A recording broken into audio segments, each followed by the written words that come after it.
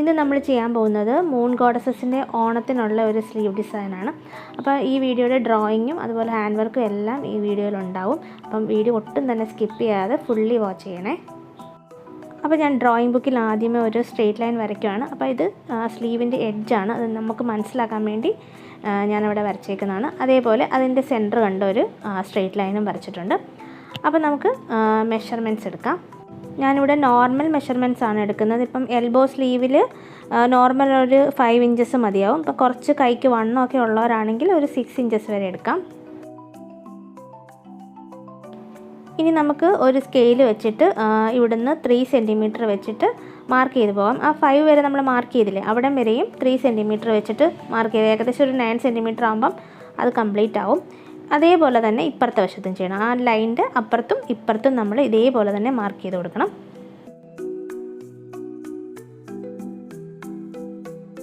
നമ്മളിപ്പോൾ മാർക്ക് ചെയ്ത ആ 3 സെൻറ്റിമീറ്റർ ഇല്ലേ, അതിൻ്റെ മുകളിലേക്ക് 0.5 സെൻറ്റിമീറ്റർ വെച്ചിട്ട് ഇതുപോലെ ഒന്ന് മാർക്ക് ചെയ്യാം. അപ്പോൾ ഇതേപോലെ മാർക്ക് ചെയ്യുന്നത് നമുക്ക് ആ ഒരു സ്കാലപ്പ് ഡിസൈന് കറക്റ്റായിട്ട് കിട്ടാൻ വേണ്ടിയാണ്. വലിയ നല്ല വളഞ്ഞ സ്കാലപ്പ് അല്ല, അതുകൊണ്ടാണ് ഈ 0.5 സെൻറ്റിമീറ്റർ എടുത്തേക്കുന്നത്.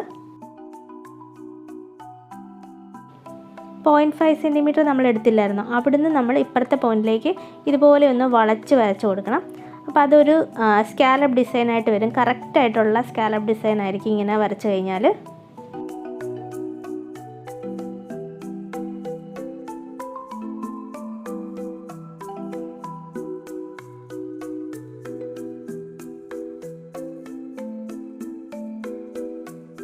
ഇനി ടേപ്പ് ഇങ്ങനെ വെച്ചിട്ട് നമുക്ക് ഓരോ ഇഞ്ച് മുകളിലേക്ക് മാർക്ക് ചെയ്യാം.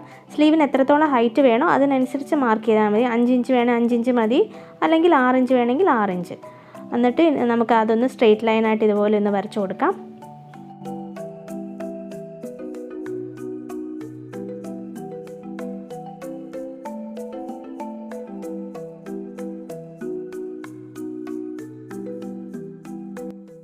ഇനി നമുക്ക് ഇവിടെയും 3 സെൻറ്റിമീറ്റർ വെച്ചിട്ട് മാർക്ക് ചെയ്ത് കൊടുക്കാം. നമ്മൾ താഴെ എങ്ങനെ ചെയ്തോ ആ രീതിയിൽ തന്നെയാണ് ഇനി മുകളിലോട്ടുള്ള ലൈൻസിലും ചെയ്യേണ്ടത്.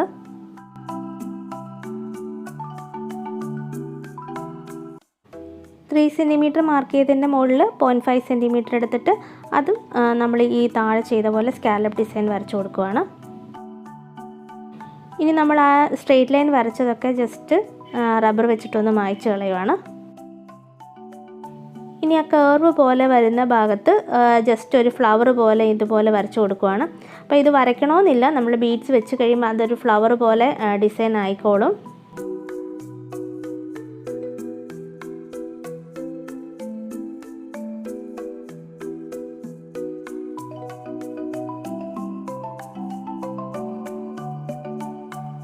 ഇനി ആ കർവിൻ്റെ ഈ പോയിൻറ്റഡ് ആയിട്ട് വരുന്ന ഭാഗത്ത് ചെറിയൊരു ലൈൻ ഇതുപോലെ വരച്ച് കൊടുക്കുകയാണ്. നിങ്ങൾക്ക് ഇഷ്ടമുണ്ടെങ്കിൽ ഇതിൻ്റെ മുകളിലേക്കും ചെറിയൊരു ലൈന് മുകളിലോട്ടും വരച്ച് കൊടുക്കാവുന്നതാണ്. അപ്പോൾ ഞാൻ ഈ താഴോട്ടുള്ളത് മാത്രമേ കുഞ്ഞൊരു ലൈൻ വരയ്ക്കുന്നുള്ളൂ. നമ്മൾ വരച്ചെടുത്ത ആ ഡിസൈന് ക്ലോത്തിലേക്ക് ഞാൻ കാർബൺ പേപ്പറിലെ അത് വെച്ചിട്ട് വരച്ചെടുത്തിട്ടുണ്ട്. വരയ്ക്കുമ്പോൾ ഒരു കാര്യം ശ്രദ്ധിക്കാനുള്ളത് 1 ഇഞ്ച് വിട്ട ശേഷം മാത്രമേ ഡിസൈൻ വരയ്ക്കാൻ പാടുള്ളൂ. അതുപോലെ ഒരു ഫോൾസ് തുണി ഇതിൽ അറ്റാച്ച് ചെയ്തിട്ടുണ്ട്. അത് നമ്മൾ സ്റ്റിച്ച് ചെയ്യുമ്പം ഈസി ആയിട്ട് സ്റ്റിച്ച് ചെയ്യാൻ വേണ്ടിയാണ് ഒരു ഫോൾസ് തുണി അറ്റാച്ച് ചെയ്ത് കൊടുത്തേക്കുന്നത്. പിന്നെ ഞാൻ എടുത്തേക്കുന്ന ആൻറ്റി ഗോൾഡ് കളറുള്ള കട്ട് ബീഡ്സ് ആണ്. ശരിക്കും ഇത് മാത്രം മതി നമുക്ക് ഈ സ്ലീവ് ഡിസൈൻ ചെയ്യാനായിട്ട്.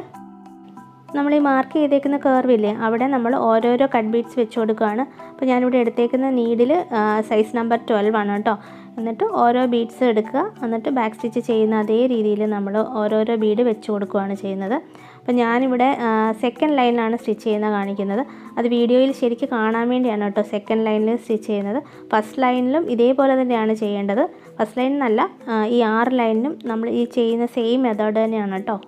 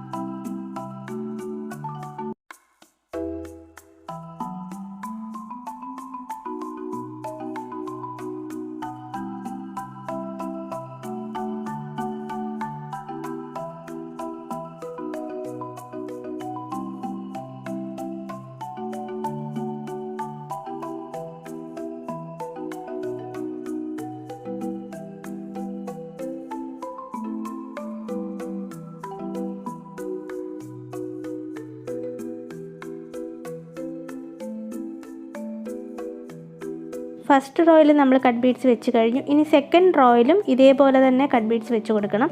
അപ്പോൾ ഓരോ സ്കാലപ്പ് ഷേപ്പില്ലേ അതിന് 2 റോ കട്ട് ബീഡ്സ് ആണ് വരുന്നത്.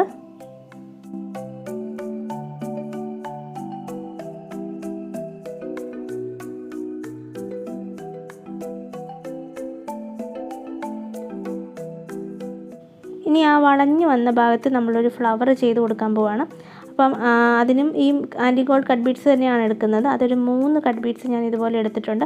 അതൊന്ന് സ്ട്രെയിറ്റ് ആയിട്ടൊന്ന് വെച്ച് കൊടുക്കുകയാണ്. ഫസ്റ്റ് നമ്മൾ ഇതാണ് ചെയ്യുന്നത്.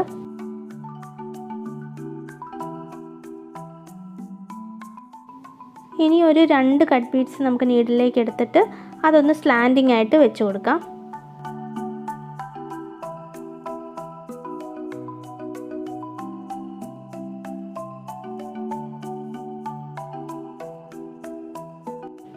ഇതേപോലെ നമുക്ക് ഓപ്പോസിറ്റ് സൈഡിലും ചെയ്യാം.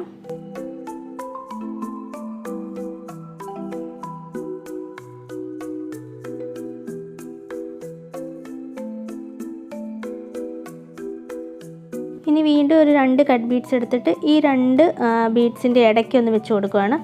അപ്പുറത്തെ വശത്തും ഇപ്പുറത്തെ വശത്തും ഇതേപോലെ വെച്ച് കഴിയുമ്പോൾ അതൊരു ഫ്ലവർ ഷേപ്പ് ആകും. ഇനി ഈ പോയിൻറ്റഡ് ആയിട്ട് വന്നേക്കുന്ന ഭാഗത്ത് 2 കട്ട് ബീഡ്സും ഒരു ആൻറ്റി ഗോൾഡ് ഷുഗർ ബീഡും കൂടെ വെച്ച് കൊടുക്കുകയാണ്. അപ്പം നിങ്ങൾക്ക് വേണമെങ്കിൽ ഇതിൻ്റെ മുകളിലേക്കും ഇതേപോലെ വെച്ച് കൊടുക്കാം. ഞാനിപ്പം ഈ താഴേക്കുള്ളത് മാത്രമേ വെക്കുന്നുള്ളൂ.